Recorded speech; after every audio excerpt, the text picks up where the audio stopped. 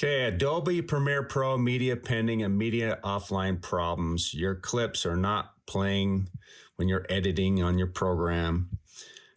I'm using a Mac. Here's the solution that worked for me. I click on this clip right here, right click on it, come up here to make offline. See, link media is not showing. If you have this problem, this is going to solve it. Click on make offline. It says media files remain on disk. Click OK. Come back here, right click on this again. Now it's showing link media, showing my 4574 clip, which is for this one right here. Make sure you uncheck use media browser to locate files. Click locate. In my case, it's under movies. I'm going to type in 4574.